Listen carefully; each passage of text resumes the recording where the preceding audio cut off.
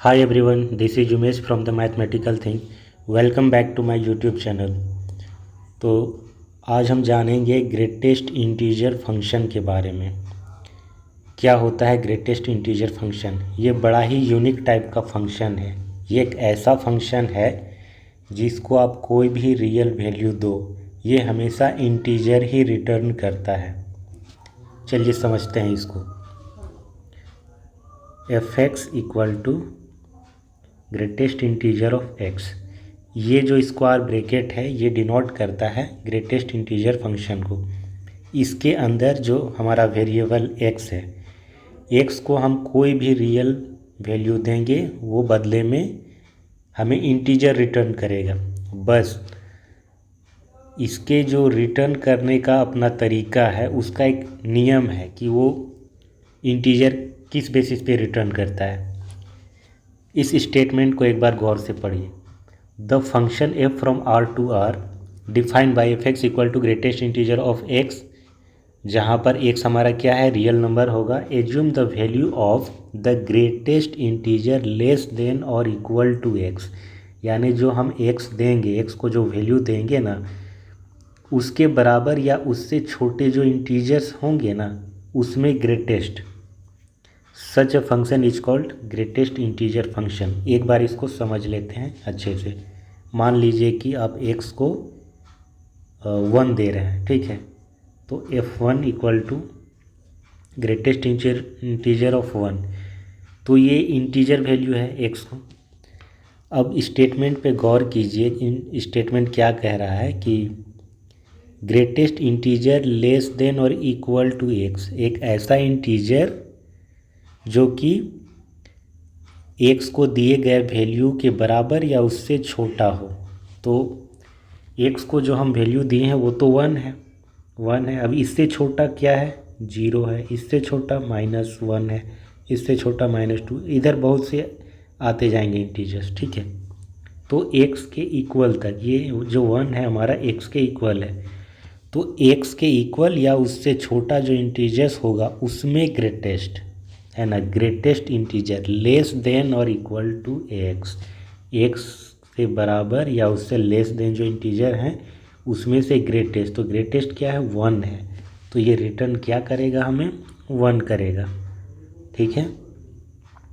अब मान लीजिए कि हम x को 1.8 दे रहे हैं, f 1.8, इसको ऐसे लिखेंगे। अब ये क्या रिटर्न करेगा, फिर वापस आ जाइए उसी रूल पे। ग्रेटेस्ट इंटीजर लेस देन और इक्वल टू x का वैल्यू क्या है, 1.8 है, 1.8 है। अब 1.8 जो है हमारा x के इक्वल है, मतलब x का वैल्यू है। अब 1.8 खुद तो इंटीजर है नहीं, तो इससे छोटे वाले इंटीजर्स पे जाएंगे। 1 आएगा, 0 आएगा, -1, इधर बहुत सारे इंटीजर्स आपको मिलेंगे। तो जब इंटीजर्स हम वैल्यू देते हैं x को, तो उस केस में वो इंटीजर ही रिटर्न करता है। लेकिन जब इंटीजर्स नहीं देते हैं तो उस केस में हम ऐसे देखते हैं। मान लीजिए x का 1.8 दिए, तो 1.8 जो है इंटीजर्स नहीं है, तो उससे लेस देन जाएंगे 1, 0, -1, -2, ये सारे इंटीजर्स आए। अब इन सारे इंटीजर्स में जो ग्रेटेस्ट है वो हमारा क्या है, ग्रेटेस्ट क्या है, इसमें 1 है। तो इस केस में भी हमारा 1 ही रिटर्न होगा। तो अब आप बताइए, अगर x को हम 1.9 दे देते तब क्या रिटर्न करता, तब भी ये हमें 1 ही रिटर्न करता। यानी कि जब हमने 1 दिया तो 1 रिटर्न किया, फिर 1.1, 2, 1.3, 1.4, 1.5, 1.6, 1.7, ऐसे आप देते जाएंगे, ये 1 ही रिटर्न करेगा, ठीक है। 1.9 दिए तब भी ये 1 ही रिटर्न करेगा। अब जैसे ही हम x को 2 दे देंगे तो क्या हो जाएगा, ये 2 तो इंटीजर्स वैल्यू है। तो उस रूल पे जाइए जो फंक्शन, इस फंक्शन का जो रूल कहता है वो ग्रेटेस्ट इंटीजर लेस देन और इक्वल टू x के बराबर या उससे छोटे जो इंटीजर्स हैं उसमें से ग्रेटेस्ट। तो 2 जो है हमारा x का वैल्यू है, इससे छोटा 1 है, इससे छोटा 0, इससे छोटा -1, और ऐसे मिलते जाएंगे। अब ये जो इंटीजर्स है -1, 0, 1, 2, तो इसमें जो ग्रेटेस्ट होगा ना हमारा वो 2 होगा, 2 खुद होगा। हमने x को वैल्यू भी 2 दिया है और हमारा ये 2 ही ग्रेटेस्ट इंटीजर आ रहा है, तो उस केस में ये 2 रिटर्न करेगा। तो अब आप समझ पा रहे होंगे कि जब भी हम इंटीजर्स देते हैं ये फंक्शन हमें इंटीजर ही रिटर्न करता है, सेम वैल्यू जो इंटीजर्स हमने इसे दिया। लेकिन जब भी हम कोई फ्रैक्शन देते हैं इसे 2.5 दे देंगे, 2.6 दे देंगे, यहाँ पर अगर 2.6 दे देते हैं तब ये क्या रिटर्न करेगा? उस केस में ये फिर यहाँ पर इंटीजर्स चेक करेगा, 2.6 से छोटा इंटीजर्स 2 है तो 2 रिटर्न करेगा। तो आप कह सकते हैं कि जो वैल्यू आप देते हैं ना, जो वैल्यू आप देते हैं उसमें जो इंटीजर्स पार्ट है ना वो इंटीजर ये हमें रिटर्न करता है। और जब आप इंटीजर ही इसे देते हैं, मान लीजिए कि 3 दे दिए तो 3 रिटर्न करेगा, 4 देंगे तो 4 रिटर्न करेगा, 5 देंगे तो 5 करेगा। लेकिन अगर 5.7 दे देंगे तो ये पॉइंट के बाद वाला चीज़ को छोड़ देगा, 5 रिटर्न करेगा, है ना। सिर्फ इंटीजर वैल्यू और फ्रैक्शन को छोड़ देता है ये।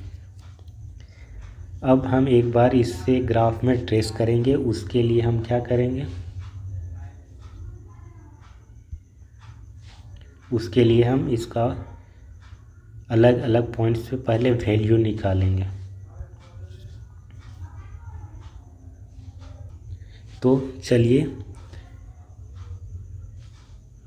इसका अलग अलग पॉइंट्स पे हम वैल्यू निकालते हैं।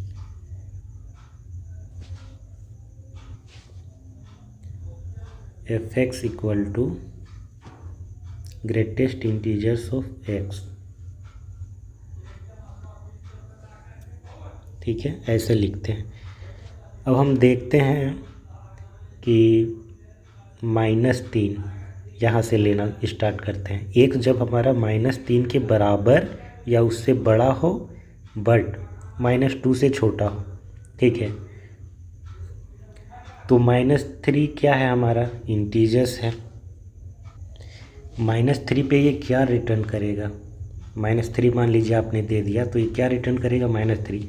अब -3 से थोड़ा सा बड़ा -2.8 ले लेते हैं सपोज के लिए, तो ये क्या रिटर्न करेगा? -2.8। ये खुद तो इंटीजर्स है नहीं, तो जो इसका डेफिनेशन है उसके अकॉर्डिंग इससे छोटा है ना, इससे छोटा क्या है? इससे छोटा -3 है, -4 है, ऐसे जाएंगे। अब इन छोटे इंटीजर्स में जो ग्रेटेस्ट है वो हमारा क्या है? समझिए यहाँ पे -3 भी हमारा इंटीजर है, -4 भी इंटीजर है, इधर -5 भी आएगा, वो सारे इंटीजर्स आएंगे। लेकिन -3 is the greatest integer among all these integers.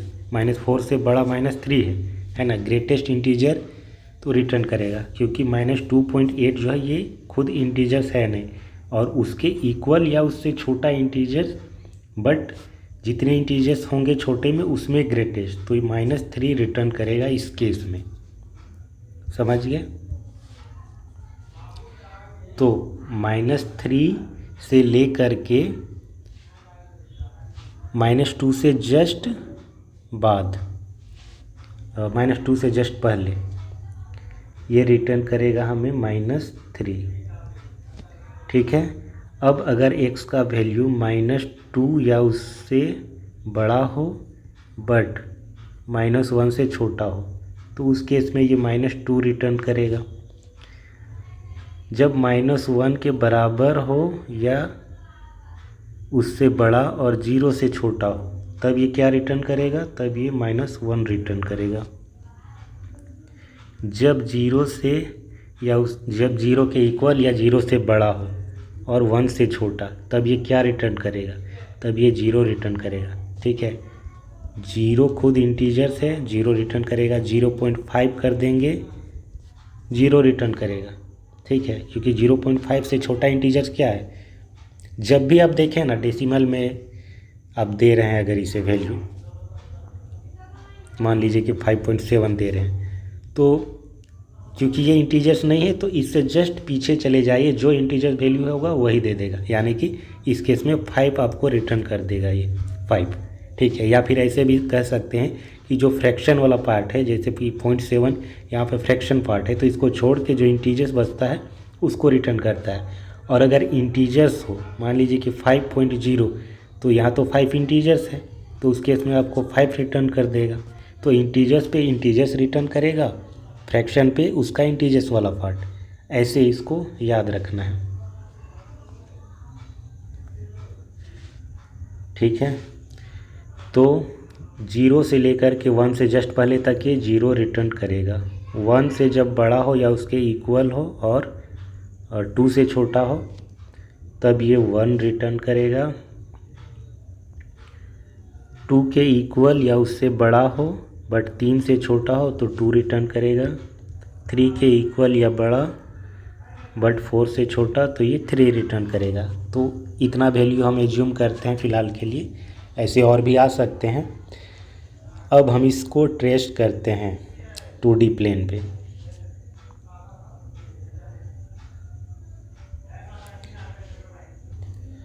तो -3 से लेकर के -2 से जस्ट पहले तक ये -3 ही रिटर्न कर रहा है, ठीक है। 1 2 3 -3 से लेकर के -2 तक ये -3 रिटर्न कर रहा है, यानी कि यहाँ से लेकर के -2 तक ये -2 से जस्ट पहले -2 पर ये -3 रिटर्न नहीं कर रहा है। ये इस बात को ध्यान में रखिएगा। -3 जो है ये -1, ये -2, ये -3, ये -4, ऐसे। तो -3 पर तो ये -3 रिटर्न कर रहा है ना। लेकिन -2 पर ये -3 रिटर्न नहीं कर रहा है। इस वाले कंडीशन पे आप आ जाए, जैसे -2 के इक्वल हो रहा है ये जंप कर रहा है -2 पे। अब ये -2 रिटर्न करेगा कब तक, -1 से जस्ट पहले तक, ठीक है। तो -2 पर जैसे आएंगे ये जंप करके यहाँ पर आ जाएगा। अब ये -2 रिटर्न करेगा कब तक, -1 से जस्ट पहले तक। -1 पे ये -2 रिटर्न नहीं कर रहा है, -1 से जस्ट पहले तक ही ये -2 रिटर्न कर रहा है। -1 पे जैसे पहुँचेंगे अब ये -1 रिटर्न करेगा। अब ये यहाँ पर आ जाएगा, ठीक है। -1 पे -1, थोड़ा सा इधर आएंगे तब भी -1, थोड़ा सा इधर आएंगे -1, ये घसकते जाएंगे -1 रिटर्न करेगा। जैसे अब 0 पे पहुँच गए, 0 पे ये -1 नहीं रिटर्न करेगा, 0 पे जंप करके 0 रिटर्न करने लगेगा, ठीक है। इस वाले कंडीशन पे 0 से इक्वल या उससे बड़ा 0 ही रिटर्न करेगा। 0.1 हो, 0.2 3 4 5 जितना भी हो 0 पॉइंट में ये 0 ही रिटर्न करेगा 1 से जस्ट पहले तक, है ना। 1 पे ये 0 रिटर्न नहीं करेगा। जैसे ही 1 पे पहुंच जाएगा ना, ये जो हम सर्कल बना रहे हैं खाली है दरअसल ये इस बात को डिनोट करता है कि यहाँ पर ये जो खाली वाला है इस पर फंक्शन का वैल्यू नहीं है ना। -2 पर ये -3 वैल्यू रिटर्न नहीं कर रहा है, बल्कि ये जंप कर जा रहा है यहाँ पर। -1 पे ये -2 रिटर्न नहीं कर रहा है, बल्कि जंप कर जा रहा है ना। इस बात को ध्यान में रखेंगे। तो 0 से लेकर के 1 तक ये 0 रिटर्न करेगा। फिर आ जाएंगे 1 पे, जैसे ही 1 पे पहुँचे ये जंप कर जाएगा, 1 देने लगेगा वैल्यू। और कब तक देगा, जब तक आप 2 तक ना पहुँच जाए। 2 पे पहुँचते ही ये जंप कर जाएगा यहाँ पे। अब ये 2 रिटर्न करने लगेगा। और जैसे ही 3 पहुँचेंगे ये फिर जंप करके 3 रिटर्न करना स्टार्ट करेगा। 3.1 3.2 जितना भी आप दें वो 3 ही रिटर्न करेगा। जैसे ही आप 4 पे पहुँचेंगे ये फिर से जंप कर जाएगा ऊपर, है ना। ऐसे होता है। तो देखा जाए तो जो भी रियल नंबर आप दे रहे हैं उस पर ये कुछ ना कुछ रिटर्न कर ही रहा है ना। इसका जो डोमेन है ये, क्योंकि हर एक रियल नंबर ले सकता है, इसका जो डोमेन होगा ना, domain of the function f equal to set of real number r, और जो रेंज होगा हमारा, क्योंकि ये हमेशा इंटीजर वैल्यू रिटर्न कर रहा है, इसका जो रेंज होगा सेट ऑफ इंटीजर यानी कि जेड होगा। तो आई होप ये फंक्शन आपको समझ में आया होगा अच्छे से। अब हम आगे बढ़ते हैं अलजेब्रा ऑफ रियल फंक्शन पे। ऐसा करते हैं, आज यहीं तक रखते हैं। ये वाला जो टॉपिक है हम इसे नेक्स्ट क्लास में कवर करेंगे, ठीक है। इसे अच्छे से समझना है अलजेब्रा ऑफ रियल फंक्शन पे। इस पर बेसिकली एडिशन आएगा, सब्सट्रैक्शन आएगा, दो फंक्शन का, एक फंक्शन को किसी नंबर या स्केलर से मल्टीप्लाई करने पे जो आता है वो उसको समझेंगे। उसके बाद कुछ एग्जाम्पल करेंगे इसी प्रॉपर्टी पे बेस्ड, ठीक है। उसके बाद एक क्वेश्चन भी करेंगे जो पहले हम पढ़ चुके हैं, डोमेन एंड रेंज निकालना कैसे है, ठीक है। एक हम करेंगे, एक आप लोग कीजिएगा, ठीक है। तो आज के लिए बस इतना ही। ये वाला टॉपिक हम नेक्स्ट क्लास में शुरू करेंगे। अगर वीडियो अच्छा लगा हो तो इसे लाइक एंड शेयर करें, चैनल को सब्सक्राइब भी करें, है ना। Thanks for watching, bye.